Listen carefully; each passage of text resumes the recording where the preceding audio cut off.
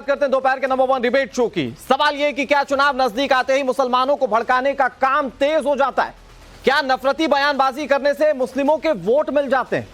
सवाल यह कि ऐसी बयानबाजी कर मुस्लिमों के वोटों के तुष्टीकरण की क्या साजिश रची जा रही? दरअसल असदुद्दीन ओवैसी के भाई अकबरुद्दीन ओवैसी ने एक बार फिर से जहर उगला।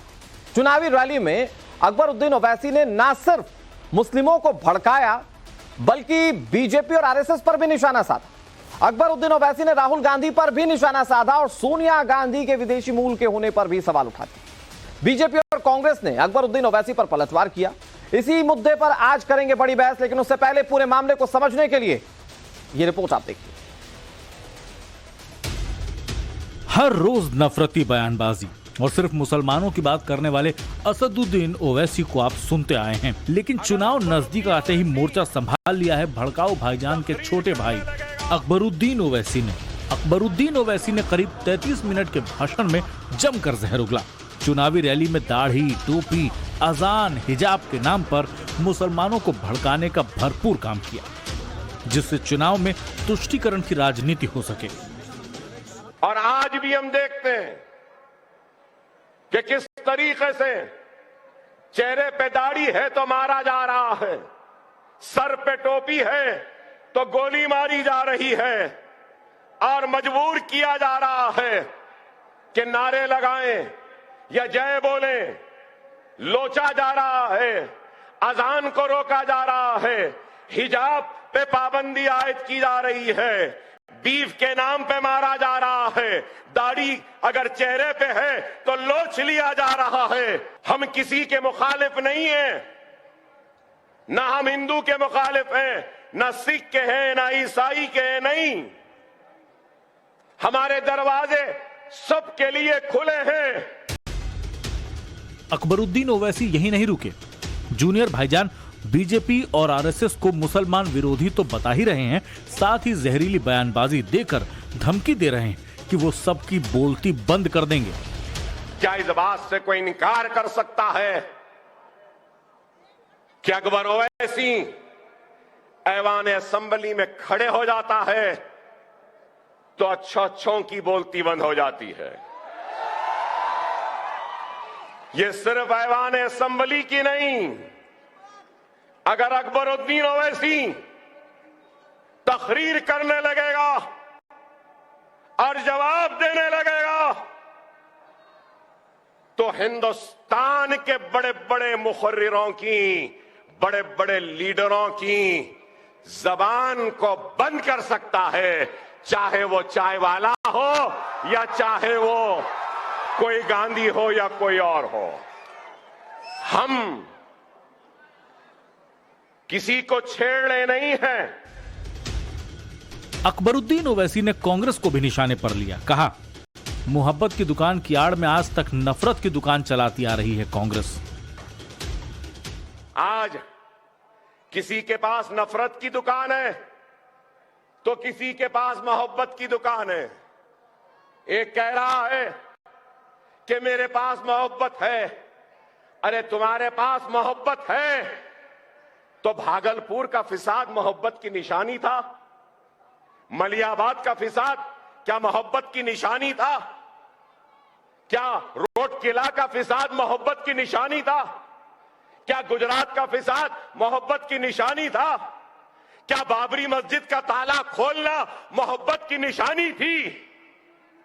मोहब्बत की दुकान चलाने वाले तुम्हारे बाप ने शिलान्यास करवाया चबूतरे पे और वहां से कैंपेनिंग का आगाज किया था। क्या यह मोहब्बत की दुकान थी?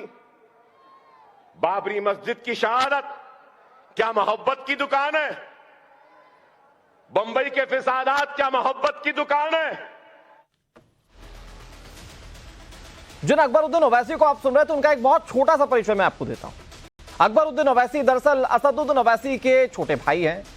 असदुद्दीन ओवैसी जो लोकतंत्र की बात करते हैं, बैरिस्टर हैं और कानून के हिसाब से तर्क संगत बातें करने पर भरोसा रखते हैं। लेकिन उनके भाई क्या कह रहे थे वो आपने सुना। अच्छा, ये अकबरुद्दीन ओवैसी वही नेता है जो कुछ दिन पहले आपने सुना होगा कि कह रहे थे कि सिर्फ 15 मिनट के लिए आप पुलिस को छोड़ दीजिए, उसके बाद हम बताते हैं कि हम क्या कर सकते हैं।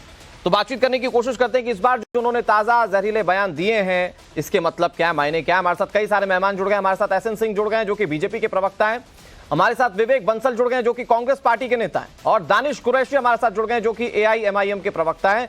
अब सभी टीवी स्क्रीन पर आप सबको देख पा रहे होंगे। शुरुआत आप सभी का स्वागत है। शुरुआत में दानिश जी आप ही से करता हूं कि क्या ऐसा आपके साथ भी हुआ है कि टोपी देखकर आपको ह्यूमिलेट किया गया हो या दाढ़ी देखकर आपके खिलाफ कार्रवाई की गई हो?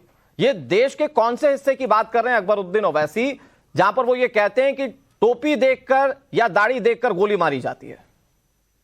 मुझे लगता है कि शायद आपने ठीक से पूरी चीजें समझी नहीं। कहां वो दिन और कहां वो लम्हे गुजर गए कि आपको याद नहीं कि ट्रेन में किस तरह से गोलीबारी पूछ पूछ कर हुई थी? आपको नहीं याद कि जो एक पुलिस की वर्दी में एक आतंकवादी आ गया जिसने अपने सीनियर अफसर को मारा और बाकी 3 लोगों को आइडेंटिफाई करा? वो किस तरह से आइडेंटिफाई किया था बताइए आप। क्या वो गलत बात थी? या आप कह दीजिए कि हम झूठ बोल रहे हैं? ऐसा था। ये आपके सामने है, ये पहली बार नहीं है। आपको याद हो तो सुन लीजिए। एक बयान बहुत सटीकता के साथ मुझे याद है कि मीडिया के लोग चलाते हैं कि जो कि योगी जी चले जाएंगे, मोदी जी चले जाएंगे। अल्टीमेटली वो जो स्टेटमेंट था बैरिस्टर असदुद्दीन ओवैसी साहब का, वो किस लिए था कि भाई अब आप अगर जुल्म और ज्यादती करेंगे, एक चाचा की दाढ़ी पकड़ के जहां अगर पुलिस कर्मी कुछ करता है उसके खिलाफ वो स्टेटमेंट था जिसको आप तोड़ मरोड़ के पेश करते हैं। बताइए ये परिस्थितियां नहीं है तो क्या है? ठीक है दानिश कुरैशी साहब, आपने बोला और आपने अपने पक्ष की बातें रख ली। मैंने आपको बिना इंटरप्ट किए मौका दिया। मेरी बात सुनिएगा सर। आज देश में वही हालात है जब मस्जिदों के ऊपर से पत्थर फेंकने की तस्वीरें सामने आती हैं। गुजरात की तस्वीर थी, आपको याद होगा 2022 में जहांगीरपुरी में कैसे हनुमान जयंती के मौके पर जुलूस निकाला जा रहा था तो उस पर पथराव किया गया था। यही देश का वो दौर चल रहा है जब सर तन से जुदा के नारे लगाए जाते हैं। यही देश का वो दौर चल रहा है जब सर तन से जुदा कहते हुए गर्दन काट दी जाती है। तब तो आप चुप हो जाते हैं, तब आप क्यों नहीं बोलते? जी मैं बताऊं आपको कि जवाब दूं आप? दीजिए सर, आप ही से जवाब लेना है। जी ये देखिए, वो जो सरतन से जुदा वाला था वो तो जेल पहुंच गया, लेकिन अगर ये इस तरह का प्रोग्राम बना के अगर ये कह रहे हैं कि मारो मलेकड़ा ने बंदूक नहीं गोली है, ये गुजरात का है जहां ये खुले तौर पे कह रहे हैं कि तलवार से मारिए, गोली से मारिए, और ये धार्मिक प्रोग्राम है। आप देखिए इसको। अरे तो सर ये धार्मिक ये तो आप दिखा रहे हैं ना, आप उस पर क्यों नहीं बोलते कि किसी छत पर पत्थर रखे होते हैं और एक पर्टिकुलर इलाके से जुलूस निकलता है तो उस पर पथराव शुरू हो जाता है? वो जो मोडस ऑपरेंडी काम कर रही है उस पर क्यों नहीं बोलते? वो जो एक्शन काम कर रहा है जिसमें 2047 तक भारत को गजवाए हिंद बनाने की प्लानिंग है उस पर क्यों नहीं बोलते कुछ? उस पर तो आप चुप है। उस पर असदुद्दीन ओवैसी या अकबरुद्दीन ओवैसी कभी कुछ क्यों नहीं बोलते? अरे सर साहब, जो करने वाला है, जो हमारे समाज में सौहार्द को बिगाड़ने वाला है, वो तो दोनों पक्ष से कार्रवाई होनी चाहिए। लेकिन इन पे तो कोई एफआईआर ही नहीं हुई। जो मैं आपको दिखा रहा हूं इस पे अभी तक कोई एफआईआर नहीं हुई है। ठीक है एसएन सिंह जी, वो कह रहे हैं कि कार्रवाई एक तरफा है। वो कह रहे हैं कि अगर अकबरुद्दीन ओवैसी को मौका मिले तो वो किसी को बोलने नहीं देंगे, सबको चुप करा देंगे, चाहे वो गांधी क्यों ना हो, चाहे वो चाय वाला क्यों ना हो। अनुराग जी, इनका दोष नहीं है। जिसके पास जो चीज रहेगा वही तो सामने लेकर आएगा। जो अपनी सरकार में कोई काम नहीं करता, जो अपने क्षेत्र में कोई काम नहीं करता और नफरत के बीज तो बोने का कार्य करेगा। इनसे पूछिए कि कश्मीर में अभी 2 लोगों की हत्या होती है, 2 हिंदुओं की हत्या होती है, टोपी देखकर हत्या हुई थी। केरल में अभी 2 लोग जा रहे थे स्कूटर पे, उनकी हत्या हुई, टोपी देखकर हुई। राजस्थान में किसी का गला कट जाता है। पश्चिम बंगाल में 27 लोगों की हत्या हो जाती है। अपराधी की कोई जाति धर्म बड़ वर्ग मजहब नहीं होता, अपराधी होता है। लेकिन क्या करेंगे जिसके पार्टी का नाम ही संविधान के विरुद्ध है, केवल एक धर्म की बात करने वाला, जो ये कहता है कि मोदी जी योगी जी नहीं रहेंगे तो देश को कौन बचाएगा? ऐसे नफरत के बीज पैदा करने वालों को मैं यही कहूंगा, हम तो वसुधैव कुटुंबकम की बात कर, पूरी वसुधा हमारे लिए कुटुंब है, हमारा परिवार है।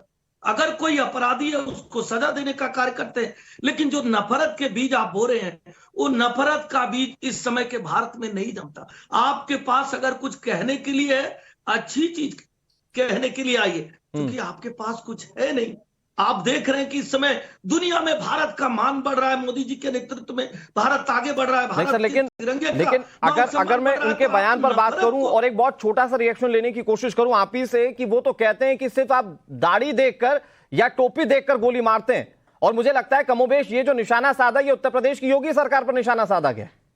देखिए, उत्तर प्रदेश में 65,000 लोगों पर गैंगस्टर एक्ट की कार्रवाई होती है और उसमें कुंटू सिंह भी है, उसमें अमित सिंह भी है, उसमें राजेंद्र सिंह भी है, उसमें बहुत सारे ऐसे लोग हैं जो अलग जाति धर्म बड़ वर्ग के लोग हैं। अगर आप देखे होंगे 183 लोगों का गैंगस्टर एक्ट में कार्रवाई होती है, मुठभेड़ में मारे जाते हैं, तो उसमें भी सभी जाति धर्म बड़ वर्ग के लोग के हैं। उत्तर प्रदेश में एक छोटा सा लाउड स्पीकर उतारने का कार्य होता है। सबसे पहले गोरखनाथ मंदिर से लाउड स्पीकर उतारा जाता है। गांधी जी कहते हैं कि भाई हम सिगरेट छोड़े, तब सिगरेट छोड़ने की बात दूसरे से करें।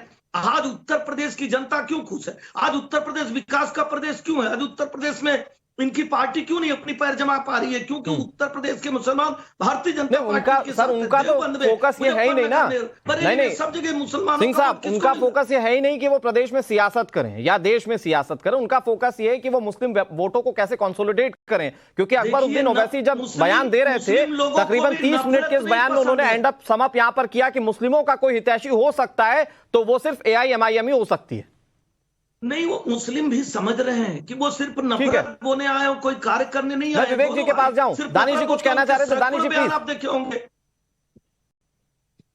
देखिए सिंह साहब जो अभी बातें कर रहे हैं ना, ये दो बात है। एक तरफ तो ये कहते हैं कि हम कानून सम्मत राज चलाते हैं, और दूसरी तरफ अभी आपने कहा कि आपको याद हो तो प्रदेश के एक मुख्यमंत्री ने विधानसभा के पटल पे क्या कहा था कि हम मिट्टी में मिला देंगे, और मिट्टी में मिला दिया। और फिर आप कहते हैं तो माफियाओं के लिए कहा ना। नहीं, वो तो माफियाओं के लिए कहा ना। उन्होंने कहा माफियाओं को मिट्टी में मिला देंगे। धर्म तो आप देख रहे हैं। सुनिए जिस माफिया की उन्होंने बात की, सुनिए जिस माफिया की उन्होंने बात की थी, उस माफिया को मिटा देने की सत्ता किसके पास है? क्या मुख्यमंत्री की सत्ता है या चीफ जस्टिस का काम था? किसका काम था वो? देखिए, नहीं, ऐसा तो है नहीं कि सरकार उस पर अपना क्रेडिट ले रही हो। सरकार तो जिन्होंने मारा उसके खिलाफ भी कार्रवाई की बात कर रही है। मैं आ रहा हूं आपके पास, ठीक है, मैं आ रहा हूं आपके पास। लेकिन विवेक जी, आप तो बहुत सेक्युलरिज्म की सियासत का झंडा बुलंद करते थे। यहाँ तो एक पार्टी देश में ऐसी है जो कहती है कि सब साहब हम ही बात करते हैं जो बात करते हैं मुस्लिमों की, बाकी कोई कुछ नहीं कर रहा। वो तो सोनिया गांधी के पैदा होने को लेकर भी सवाल पूछ रहे, बोल रहे भारत के मूल के हम लोग हैं, सोनिया गांधी कहां से पैदा हुई है वो पूछिए जरा। वो ये आपके लिए कह रहे हैं।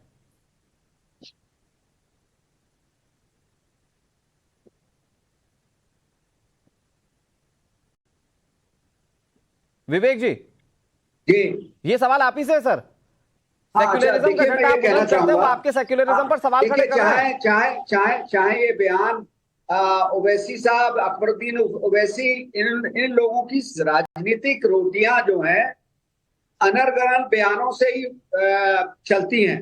और खासतौर से ये जहां भारतीय जनता पार्टी एक विशेष वर्ग की बात करती है, ये भी इस तरीके से एक कहीं ना कहीं एक जिसे कहते हैं कि धार्मिक उन्माद पैदा करने की बात। कितना गैर जिम्मेदाराना ये वक्तव्य है अकबरुद्दीन ओवैसी जी का, सोनिया जी के। ये तो सोनिया जी के व्यक्तित्व के पासंग भी नहीं है ये लोग। इनकी राजनीति भड़काऊ राजनीति है। ऐसा इस स्वतंत्र भारत में या अंतर्राष्ट्रीय राजनीतिक पटल पे एक उदाहरण बता दीजिए जिस तरीके का त्याग सोनिया गांधी जी के परिवार ने किया हो, या सोनिया जी ने जब यूपीए सरकार 2004 में बनी थी, कांग्रेस पार्टी के शीर्ष नेता इस बात पर अड़े हुए थे कि सोनिया जी प्रधानमंत्री पद स्वीकारें। ये उनका व्यक्तित्व था कि उन्होंने उसे ठुकरा दिया। ये लोग बात करेंगे, आप ठीक है, आप जो कह रहे हैं वो सियासत का एक पहलू हो सकता है, कांग्रेस का एक बहुत स्ट्रांग पॉइंट हो सकता है। लेकिन एक बहुत बड़ा प्रश्न चिन्ह तो AIMIM आप लोगों पर ये कहते हुए लगाती है ना कि आप लोग नफरत की दुकान खोलने चले लेकिन आप मोहब्बत की मिठाइयां बांट रहे हैं। देखिए ये लोग तो इल्जाम लगाएंगे ही। इन्होंने क्या किया बिहार में? बीजेपी की बी टीम बन के ये खेली। हर जगह इनका यही है कि ये बीजेपी की बी टीम, और अल्पसंख्यक समुदाय इनकी इस फितरत से, इनकी इस सीरत से वाकिफ है, और ये इन्हें पता चल जाएगा। नहीं सर, लेकिन उसी बिहार में जो सीमावर्ती क्षेत्र थे अच्छी खासी सीटें AIMIM ने निकाली इसी मुस्लिम पोलराइजेशन की वजह से। और दूसरे स्टेट भी थे, मुझे हाल फिलहाल में भी याद आता है कि मध्य प्रदेश में पंचायत इलेक्शन हुए थे, पार्षदी के इलेक्शन हुए थे, तब भी AIMIM की सीटें बढ़ी थी। अलग अलग राज्यों में भी कुछ इसी तरह के आंकड़े जब AIMIM गेन कर रही है, तो ये पोलराइजेशन का कुछ फायदा तो है। मैं आ रहा हूं आपके पास, दानिश जी मेरे साथ संगीत रागी जी भी जुड़ गए हैं जो कि राजनीतिक विश्लेषक है। सर बहुत बहुत स्वागत आपका भी। और क्योंकि सर आप बहुत वरिष्ठ हैं, आपने कई राजनेताओं को करीब से देखा, कई सियासी पार्टियों को संगीत जी आपने करीब से देखा। मुझे बताइए कि ये जो AIMIM की सियासत है, ये सिर्फ मुस्लिम पोलराइजेशन के लिए ये क्या सर, कि चुनाव आ रहे हैं, हम अपने वोटों को कैसे कंसोलिडेट करें और सिर्फ अपनी सियासत चमकाए, बाकी देश में नफरत फैले तो फैले, हिंदू मुस्लिम भाईचारा कहीं पर भी जाए, इससे कोई फर्क नहीं पड़ता? देखिए, आप यदि AIMIM का यदि आप देखेंगे तो उसकी पूरी राजनीति ही जो है वो मुसलमानों को गोलबंद करने के लिए है, और मुसलमानों को गोलबंद करके किस प्रकार से अपनी राजनीतिक जमीन को उर्वर किया जा सके, यही दोनों अकबरुद्दीन ओवैसी और दोनों भाइयों की यही राजनीति का मूल बिंदु है, मूल केंद्र है। तो इसलिए वो जहां जहां उनको लगता है कि मुस्लिम कंसोलिडेशन किया जा सकता है, वहां वो एक ढंग से भारतीय राजनीति के नए जिन्ना के तौर पर अपने आप का प्रयोग कर रहे हैं। ये कितना सफल हो पाते हैं, कितना नहीं सफल हो पाते हैं, ये तो आने वाले दिनों में बताएंगे। दूसरी बात, मैं आ रहा हूं दानिश जी, बोलने का मौका दूंगा मैं आपको। जी संगीत जी प्लीज कंटिन्यू। दूसरी बात, जो कांग्रेस पार्टी है वो बड़ा अजीब बात करती है। उसे लगता है कि अल्पसंख्यक वोटों का बंटवारा न हो तो अल्पसंख्यक वोट उसके लिए सेकुलर वोट हो जाते हैं। यानी यदि कोई मुसलमान की बात करे और मुस्लिम पोलराइजेशन की बात करे तब वो सेकुलर वोट होता है, और जब हिंदू पोलराइजेशन हो जाता है तो वो उनके लिए कम्युनल वोटिंग हो जाती है। वो चाहते हैं कि मुसलमानों का वोट नहीं बटे। कल जाकर के यही बात भारतीय जनता पार्टी यदि कहे कि भाई हिंदुओं का वोट नहीं बटना चाहिए, हिंदू जाति के आधार पर नहीं बटे, हिंदू हिंदू के तौर पर वोट करे, और जैसा कि नरेंद्र मोदी जी ने कहा, कल जाकर के यदि हिंदू समाज ये कहे कि भाई इस देश में 85% 80% हम हिंदू हैं, हम अपने हिंदुओं के इंटरेस्ट को पहली प्रायोरिटी दें, हम जातियों की प्रायोरिटी नहीं दें, तो यही बात जो है वो कांग्रेस को दर्द पड़ाता है। क्योंकि कांग्रेस तो कैम्ब्रिज एनालिटिका की शिकार है, वो मान करके उसकी राजनीति का मूल केंद्र ही यही था। लेकिन आप अपनी बात को सम अप करते हुए सर ये बताइए कि देश में जब हिंदू मुस्लिम भाईचारे की बात होती है, और आज कई जगहों पर हम देखते हैं कि पत्थर भी चल रहे हैं, कई जगहों पर हम देखते हैं छोटी छोटी बात पर धार्मिक आयोजनों में आगजनी तक की जा रही है, तो ये इस तरह के बयान देश के लिए कितने हानिकारक, ये किस तरह का इंपैक्ट लेकर आएंगे संक्षेप में? देखिए, ये तो देश के लिए हानिकारक है ही। आपको ये भी ध्यान रखिए कि सर तन से जुदा होने के नारे लगाए गए, और जो है वो अकबरुद्दीन ओवैसी जो है हैदराबाद में, आपको सब पता है कि जो लोग सड़कों पर उतर करके इस ढंग की बातें कर रहे थे, उनके साथ कौन सी पार्टी खड़ी थी, उनके कौन से नेता खड़े थे। तो इसमें किसी को गलतफहमी नहीं रहनी चाहिए। मुझे लगता है कि वो हेट स्पीच के एक ढंग से सिरमौर आज करके बन करके खड़े हुए हैं। ठीक है सर, और बीजेपी भी यही कह रही है सर कि इनकी तो सियासत ही चल रही है इस तरह के हेट स्पीच देते हुए। मैं एसएन सिंह सर आपसे समझता हूं कि मैं दानिश जी आऊंगा आपके पास। एसएन सिंह सर, एक बहुत छोटा सा सवाल कि ललकारें आपको, आपकी केंद्र में सत्ता है, आप ही को चैलेंज करते हुए आपके खिलाफ चुनाव लड़े, लेकिन बड़ी अजीब परिस्थिति आपके लिए कि आरोप भी आप ही पर लगते हैं कि आप भी टीम है AIMIM के। नहीं, देखिए, आरोप कोई भी लगा सकता है, लोकतंत्र में स्वतंत्रता है, अभिव्यक्ति की स्वतंत्रता है। लेकिन मैं तो दानिश भाई से पूछना चाहूंगा कि जब 36 टुकड़े दिल्ली में होते हैं, आपका बयान बता दीजिए। जब झारखंड में एक लड़की को कुएं में गिरा के मार दिया जाता है, किसी धर्म का नाम आता है, बयान बता दीजिए। जब राजस्थान में किसी का गला काटा जाता है, कोई अपना सुंदर सा बयान बता दीजिए। भारतीय जनता पार्टी का तो कितना सुंदर नारा है, सबका साथ, सबका विकास, सबका विश्वास, और हम सबके लिए कार्य करते हैं। हम तो कार तेलंगाना चुनाव में भी जा रहे, तो हम कार लेकर जा रहे, लेकिन नफरत की बात जो करता है जनता उसका जवाब दे रही है, और आगे भी जनता जवाब देगी, क्योंकि भारत भूमि अब और उपजाऊ भूमि हो गई है। आप 3 तलाक पे इनका लेकिन नफरत तो बोई जा रही है सर, उपजाऊ भूमि पर नफरत भी तो बोई जा रही है। कह रहे हैं कि आने वाले वक्त में अगर मोदी योगी रह गए तो आप लोगों का क्या होगा, आप सोच भी नहीं सकते। ये इस तरह के डराने के नैरेटिव भी सेट किए जा रहे हैं। देखिए, बहुत पहले से ऐसे नारे दिए जाते थे। जब हमारी केंद्र में सरकार नहीं थी तभी कहा जाता था भारतीय जनता पार्टी की सरकार आएगी तो क्या हो जाएगा। भारतीय जनता पार्टी की जब सरकार आती है तो भारत का मान सम्मान बढ़ जाता है, दुनिया के लोग भारत के साथ कंधे से कंधा मिलाकर चलने लगते हैं। ऐसा सुंदर भारत बन जाता है मोदी जी के नेतृत्व में कि पूरी दुनिया उस पर विश्वास करती है। 5 साल का सरकार चला के जब हम पुनः देश में जाते हैं तो देश की जनता सर आंखों पर बैठाने का कार्य करती है, और पुनः 2024 में भारत की जनता आदरणीय ठीक है प्रधानमंत्री सर, को सर आंखों ये पे बैठाने तो के लिए स्पेकुलेशन है सर, ये लेकिन तो मुद्दे कैसे डाइवर्ट किए जा रहे हैं, मुद्दे बनाए कैसे जा रहे हैं, गढ़े कैसे जा रहे हैं? दानिश कुरैशी साहब, आप अपनी बातों का जवाब दीजिए। मुझे ये बताइए, आप तो पॉलिटिकल पार्टी है ना सर, और सेक्युलरिज्म की सबसे ज्यादा बात करने वाले असदुद्दीन ओवैसी हैं। थोड़ी थोड़ी बात पर, छोटी छोटी बात पर वो तो कानून की दुहाई देते हैं। तो आपको लगता है कि सर आप एक तरफ आप सेक्युलरिज्म की भी बात करें, देश में हर तरह की सियासत करने की भी कोशिश करें, हर राज्यों में पैठ भी बनाए, लेकिन अगर जैसे बयान जब देना हो आपको मंचों पर तो सिर्फ आप मुस्लिम कंसोलिडेशन की ही कोशिश करें, आपको लगता है ये सक्सेसफुल हो पाएगा? देखिए, सबसे पहली बात, सिंह साहब ने जो बात कही, आपको याद हो तो राजस्थान के एक वाक्य को लेकर प्रधानमंत्री जी ने एक स्टेटमेंट दिया। प्रधानमंत्री जी ने उसी सभा में उल्लेख करा राजस्थान की जमीन पर जब वो मौजूद थे।